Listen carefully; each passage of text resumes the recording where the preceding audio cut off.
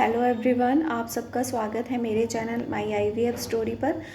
पिछली वीडियोस में मैंने जैसे आपको बताया कि किस तरह से हम एग पिकअप के बाद अपना ध्यान रख सकते हैं और एग पिकअप से पहले हमें किस तरह से प्रिपेयर होने की ज़रूरत है। आज मैं आपको बताऊंगी कि जब हमारा एम्ब्रियो ट्रांसफ़र हो जाता है तो एम्ब्रियो ट्रांसफ़र के बाद हमें किन बातों का ध्यान रखना है और एम्ब्रियो ट्रांसफ़र से पहले किन बातों का ध्यान रखना है। क्या होता है कि जब एम्ब्रियो ट्रांसफ़र होता है तो एम्ब्रियो ट्रांसफ़र से पहले आपको इन बातों का ध्यान रखना होता है कि जो हमें मेडिसिन्स दी गई हैं, क्योंकि जब एग पिकअप के बाद मैंने आपको बताया था कि कुछ इंजेक्शंस भी हमारे लगते रहते हैं जो कि प्रोजेस्टेरोन के इंजेक्शंस होते हैं। वो इंजेक्शंस जो हैं हमारी बॉडी के अंदर प्रोजेस्टेरोन के लेवल को जो है ठीक करने के लिए होते हैं। उसके बाद हमारा लेवल बनाए रखने के लिए होते हैं। वैसे तो उसके बाद जो है एम्ब्रियो ट्रांसफ़र के बाद एम्ब्रियो ट्रांसफ़र वाले दिन जो है उस दिन हमें कोई एनेस्थीसिया नहीं दिया जाता, क्योंकि जो एग पिकअप होता है उस दिन हमें एनेस्थीसिया दिया जाता है। एनेस्थीसिया में मैंने आपको बताया था कि मेरे साथ क्या क्या प्रॉब्लम्स हुई थी। एनेस्थीसिया में जो है उसमें बहुत ध्यान रखना पड़ता है। इसमें किसी एनेस्थीसिया की ज़रूरत नहीं होती, बिल्कुल बेहोश करने की ज़रूरत नहीं होती। सिर्फ 10 मिनट का प्रोसीजर होता है। इसमें सिर्फ आपको इस बात का ध्यान रखना था, इसमें खाने पीने का भी कोई ऐसा नहीं होता कि हमें खाने पीने का परहेज़ करना है, क्योंकि उसमें तो जब हम एग पिकअप के लिए जाते हैं तो हमें बिल्कुल खाली पेट जाना होता है। कुछ भी खाना नहीं होता और ना ही कुछ पीना होता है, कुछ भी लिक्विड नहीं लेना होता, कुछ भी खाना भी नहीं है। लेकिन जब अगर हम एम्ब्रियो ट्रांसफ़र के लिए जब जाते हैं तो उसमें हमें कुछ भी खाने पीने की ऐसी कोई मनाही नहीं होती, हम कुछ भी खा सकते हैं। एम्ब्रियो ट्रांसफ़र वाले दिन आपको अपनी जो मेडिसिन्स हैं, जो रेगुलर आपकी मेडिसिन्स चल रही हैं, वो मेडिसिन्स आपको खाना खाने के बाद लेकर जाना है। उस दिन आपको सिर्फ क्या करना है, अपना जो है टॉयलेट का जो प्रेशर है वो बना कर रखना है। उस दिन आपको डॉक्टर बता देते हैं कि कब आपका जो है ये प्रोसीजर रहेगा, तो उससे टाइम से पहले आप वहाँ पर पहुँच जाइए और उसमें आपको जो है अपना जो प्रेशर आपको प्रॉपर आपको होना चाहिए, क्योंकि ये जो प्रोसीजर है वो उसी में किया जाता है। उस दिन आपका एम्ब्रियो ट्रांसफ़र वाले दिन आपको कोई एक इंजेक्शन दिया जाता है और कोई तरह की ऐसी कुछ मेडिसिन नहीं दी जाती। मेडिसिन जो है जो आपकी रेगुलर चल रही है वही मेडिसिन आपकी चलती रहती हैं। उसमें सिर्फ आपको एम्ब्रियो ट्रांसफ़र वाले दिन टाइम पर पहुंचना है और अपना टॉयलेट का, जैसे मैंने आपको बोला है कि प्रेशर आपका होना चाहिए, उसके लिए आपको जो पानी का इंटेक है वो ज़्यादा रखना है। उसके बाद जो है वो प्रेशर में ही इस प्रोसीजर को करते हैं और इस प्रोसीजर में 5 से 10 से 15 मिनट से ज़्यादा नहीं लगते हैं। ठीक है, तो वो जो एम्ब्रियो ट्रांसफ़र जिस दिन आपका होगा उस दिन जो है आप होगा वो प्रोसीजर आपका ऑपरेशन थिएटर में ही होगा। ऐसा नहीं है कि नॉर्मल जो है आपका होगा उसको ऑपरेशन थिएटर में ही किया जाएगा, लेकिन उसमें कोई एनेस्थीसिया आपको नहीं दिया जाएगा। जब एम्ब्रियो ट्रांसफ़र हो जाएगा, एम्ब्रियो ट्रांसफ़र होने के बाद आपको बाहर जो है वो अपने रिकवरी रूम में आपको लेकर जाएंगे। रिकवरी रूम में आपको कुछ टाइम तक, आधा घंटा, हाफ एन आवर या 1 आवर के लिए वो आपको जो है लेटे रहने के लिए कहेंगे। और ऐसा नहीं है कि बहुत से लोगों में ये रहता है कि हम खड़े हो जाएंगे, हम चलने फिरने लग जाएंगे तो हमें कोई दिक्कत हो जाएगी, लेकिन ऐसा कुछ नहीं है उसमें। लेकिन आपको जो है 1 घंटे तक जो है रेस्ट करना है। उसके बाद आप अपना कुछ भी खा पी सकते हैं, कहीं पर भी जा सकते हैं। लेकिन एम्ब्रियो ट्रांसफ़र होने के बाद जो आपको सावधानियां रखनी है, एम्ब्रियो ट्रांसफ़र का मतलब है कि आपके अंदर एम्ब्रियो जो है वो रख दिया गया है। अब आपको जो है 14 डेज़ का टाइम दिया जाएगा। 14 डेज़ के बाद आप घर पर जो है प्रेगनेंसी टेस्ट कर सकते हैं। उसमें जो है एम्ब्रियो, उसमें एक तो प्रेगनेंसी टेस्ट होगा, उसके बाद एक बीटा HCG टेस्ट होगा उसके बाद। लेकिन उससे पहले जो है आपको इन 14 डेज़ में क्या क्या ध्यान रखना है। एक तो आपको प्रोटीन के जो प्रोडक्ट हैं वो ज़्यादा से ज़्यादा खाने हैं, पानी का इंटेक बहुत ज़्यादा रखना है। उसमें अपने आपको काफ़ी सारी मेडिसिन्स और इंजेक्शंस दिए जाते हैं। प्रोजेस्टेरोन के जो इंजेक्शंस हैं वो डेली एक इंजेक्शन आपको लगेगा, जो आपको लगवाना बहुत ज़्यादा ज़रूरी है। और उसके साथ साथ आपको प्रोटीन जो है वो ज़्यादा से ज़्यादा लेना है खाने में। ठीक है, प्रोटीन में जैसे बहुत सी चीज़ें होती हैं, जो लोग नॉन वेजिटेरियन होते हैं वो एग वगैरह खा सकते हैं। ठीक है, तो लेकिन अगर गर्मी का मौसम है तो आपको कोई भी ऐसी गर्म चीज़ नहीं खानी है। ठीक है, लेकिन आप ज़्यादा से ज़्यादा जो है पानी का इंटेक ज़रूर रखेंगे। उसके अलावा जो है आपको प्रोटीन से रिलेटेड चीज़ें जो कि वेजिटेरियन है, जैसे कि पनीर ले सकते हैं, आप टोफू ले सकते हैं, और प्रोटीन से रिलेटेड आप दही वगैरह, दूध जो है वो अपनी पूरा जो है प्रॉपर डाइट लेते रहेंगे। उसके बाद 14 डेज़ तक आपको जो हल्के फुल्के काम करने हैं, भारी काम कोई भी नहीं करना है, ट्रैवलिंग बिल्कुल नहीं करनी है।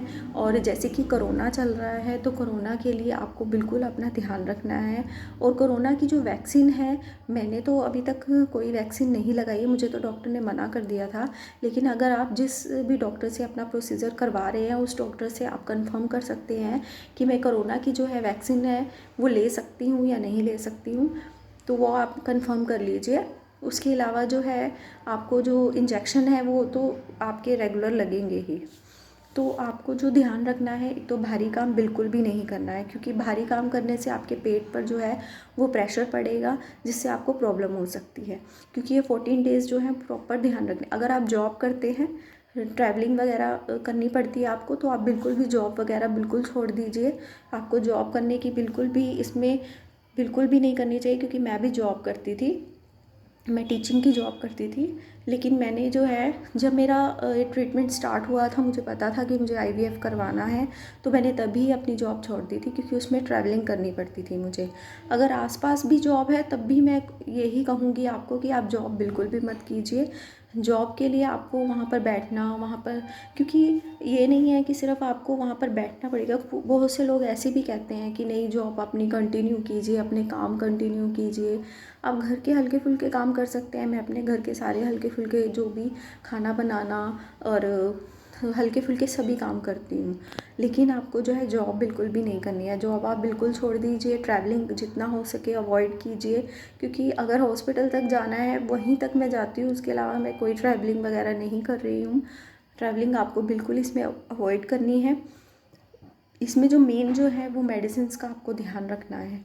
तो 14 डेज़ तक आपका जो मेन जो ध्यान रहेगा वो इन्हीं चीज़ों पर रहेगा कि भारी चीज़ बिल्कुल नहीं आपको उठानी है। जॉब अगर आप करते हैं तो वो आपको अवॉइड करना है। खाने पे बिल्कुल आपको डाइट आपकी अच्छी होनी चाहिए। डाइट में आपको प्रोटीन लेना है, जितना हो सके पानी का इंटेक ज़्यादा रखना है। तो 14 डेज़ के आफ्टर क्या होता है, जब 14 डेज़ निकल जाते हैं, वैसे तो मैंने क्या किया था कि मैंने बहुत जल्दी, इसमें जो मैंने मिस्टेक की थी, वो मिस्टेक मैंने क्या की थी कि मैंने बहुत जल्दी जो है अपना, जैसे अभी मेरे को सिर्फ 6 डेज़ हुए थे और मेरे को ये मन में था, क्योंकि 9 ईयर्स के बाद मुझे प्रेगनेंसी हो रही थी, तो मेरे मन में डाउट था कि पता नहीं प्रेगनेंसी होगी या नहीं। और कुछ लोगों की ये भी प्रॉब्लम होती है कि मेरे साथ क्या हुआ था कि मुझे जो है बिल्कुल, क्योंकि जो 14 डेज़ होते हैं, हमें जो हमारा पीरियड डेट होता है, उस पीरियड डेट पर हमें चेक करना होता है। उससे एक दिन ऊपर जब हो जाता है तो वो हमें टेस्ट करना होता है, प्रेगनेंसी टेस्ट। लेकिन मुझे क्या हुआ था कि पीरियड जैसे मुझे पेन होने शुरू हो गए थे और बहुत ज़्यादा प्रॉब्लम होनी शुरू हो गई थी। मुझे ऐसा लग रहा था कि मेरे लेग में पेन हो रहा है, मेरे स्टमक में पेन होना शुरू हो गया था, और मुझे ऐसा लग रहा था कि नहीं, मेरे पीरियड आ जाएंगे। तो मैंने इससे पहले ही जो है आफ्टर 6 डेज़ ही मैंने प्रेगनेंसी टेस्ट कर लिया था, और जिसमें कि वो नेगेटिव आया था। तो आपको ऐसा बिल्कुल नहीं करना है। आपको कम से कम 10 डेज़ तो वेट करना ही है। उससे पहले आप चेक करेंगे तो बिल्कुल भी आपका पॉजिटिव नहीं आएगा, नेगेटिव ही आएगा। लेकिन आपको जो है इस बात का प्रॉपरली ध्यान रखना है। तो मैंने क्या किया था कि मैंने जब प्रेगनेंसी टेस्ट किया तो उसमें नेगेटिव आया था, तो उसके बाद मेरे को बहुत ज़्यादा टेंशन हो गई थी, क्योंकि मेरे स्टमक में भी पेन हो रहा था, मेरे लेग में भी पेन हो रहा था। मुझे ऐसा लग रहा था कि नहीं, मेरे पीरियड आ जाएंगे। मैंने डॉक्टर को भी फ़ोन किया, डॉक्टर ने बोला कि नहीं, आप वेट करो, कई बार ऐसे ही प्रॉब्लम हो जाती है, क्योंकि मुझे अंदर भी प्रॉब्लम थी, फाइब्रॉइड की प्रॉब्लम थी, उस वजह से भी मुझे पेन हो सकते हैं। तो डॉक्टर ने बोला था कि नहीं, आप वेट कीजिए जब तक आपको पीरियड नहीं आते। अगर आ जाएंगे तो वो बाद की बात है, लेकिन जब तक पीरियड नहीं आते हैं तब तक आपको वेट करना है।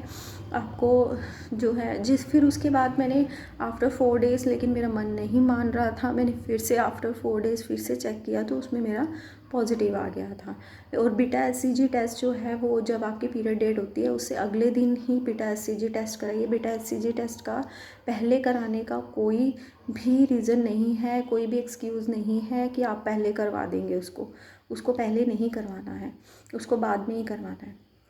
और बीटा एचसीजी में जो होता है उसका जो लेवल है वो देखकर आपको, क्योंकि एम्ब्रियो ट्रांसफ़र जो है उसमें जो है एम्ब्रियो 2 या 3 एम्ब्रियो ही अंदर ट्रांसफ़र किए जाते हैं, उससे कम नहीं किए जाते।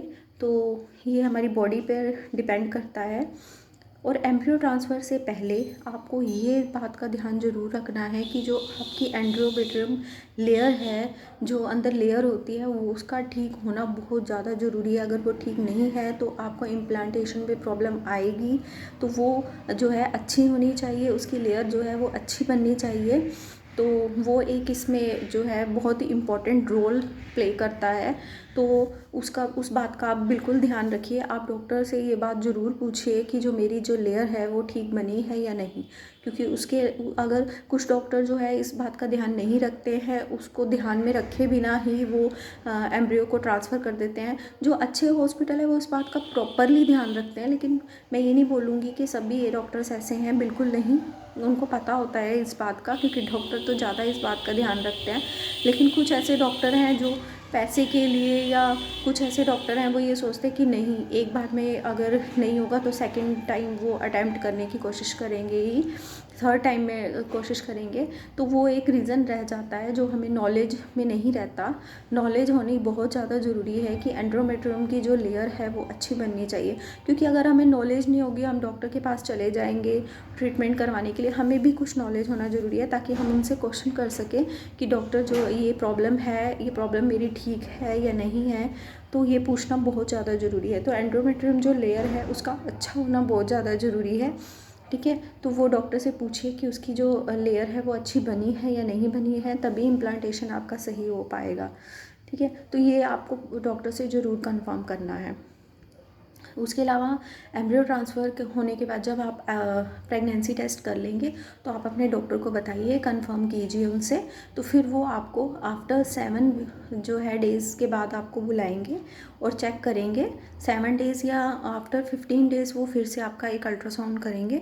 अल्ट्रासाउंड में वो देखेंगे कि आपको जो है उन्होंने जितने एम्ब्रियो ट्रांसफ़र किए हैं उसमें से जो है कितने आपको एम्ब्रियो जो है उनका इम्प्लांटेशन हुआ है या नहीं हुआ है, कितनों का हुआ है। अगर 3 रखे गए हैं तो तीनों का हो गया है, 2 रखे गए हैं 2 का हो गया है, या उनमें से किसी एक का हो गया है। तो क्या होता है कि अगर 2 रखे गए हैं उनमें से एक का अगर एम्ब्रियो इम्प्लांटेशन हो जाता है तो एक जो है वो अपने आप ही जो है, ऐसा सोचने की ज़रूरत नहीं है कि एक का क्या हुआ। अगर 2 रखे थे तो एक ही मेरे को इम्प्लांटेशन हुआ है, एक बेबी कंसीव हुआ है, तो दूसरे का क्या हुआ है, तो दूसरा जो है वो अपने आप ही डिस्ट्रॉय हो जाता है। उसमें कुछ सोचने की ज़रूरत नहीं होती, कुछ करने की ज़रूरत नहीं होती है। ठीक है, तो आपको जो है इस बात के लिए बिल्कुल टेंशन लेने की ज़रूरत नहीं है। आफ्टर 15 डेज़ वो अल्ट्रासाउंड करेंगे और वो आपको सब कुछ बता देंगे। उसके बाद का प्रोसीजर जो है वो मैं आपको नेक्स्ट वीडियो में बताऊंगी कि क्या क्या होगा। ठीक है, तो अभी तक तो मैंने आपको सिर्फ यही बताया कि एम्ब्रियो ट्रांसफ़र के बाद आपको क्या क्या ध्यान रखना है। एम्ब्रियो ट्रांसफ़र के बाद आपको बिल्कुल भी भारी काम नहीं करना है। अगर आप जॉब करते हैं तो उसे अवॉइड कीजिए, इन 14 डेज़ के लिए तो बिल्कुल अवॉइड कीजिए। और अगर आपको ट्रैवलिंग करके जॉब करनी पड़ती है तो बिल्कुल भी मत कीजिए। और घर के हल्के फुल्के काम आप कर सकते हैं। बिल्कुल भी आपको रेस्ट, ऐसा नहीं है कि बेड पर ही लेटे रहना है। बहुत से लोग ऐसे सोचते हैं कि नहीं, हमें सिर्फ टॉयलेट के लिए जाना है, बाथरूम के लिए जाना है, टॉयलेट वगैरह के लिए जाना है, अपना खाना खाने के लिए जाना है, खाना खाना है उसके लिए उठना है। ऐसा नहीं है, आपको हल्के फुल्के अपने काम रेगुलरली करते रहना चाहिए। क्योंकि अगर हम रेगुलरली ये काम नहीं करते रहेंगे तो हमारे दिमाग में यही चलता रहेगा कि हमें जो है वो पॉजिटिव रिज़ल्ट आएगा या नहीं आएगा। जितना हम खाली बैठे रहेंगे उतना हम सोचते रहेंगे, और सोचते रहने से उसका ज़्यादा स्ट्रेस लेवल हमारा बढ़ेगा और हमारा बीपी हाई या लो हो सकता है, जिसका असर हमारे एम्ब्रियो इम्प्लांटेशन पर पड़ेगा। तो मैं तो यही कहूँगी, क्योंकि मैंने तो ऐसा कुछ भी जो है सोचती, मैं ऐसा नहीं कहूँगी कि आपको टेंशन नहीं होती है, टेंशन होती है, क्योंकि फाइनेंशियली इसमें बहुत ज़्यादा जो है फ़र्क पड़ता है और बहुत सारी हमारी उम्मीदें इसके साथ जुड़ी हुई होती हैं। तो मैं आपको ऐसा तो नहीं कहूँगी कि आप बिल्कुल भी नहीं सोचेंगे, लेकिन अगर आप बिल्कुल लेटे रहेंगे, बेड पे रेस्ट करते रहेंगे तो आप सोचते रहेंगे।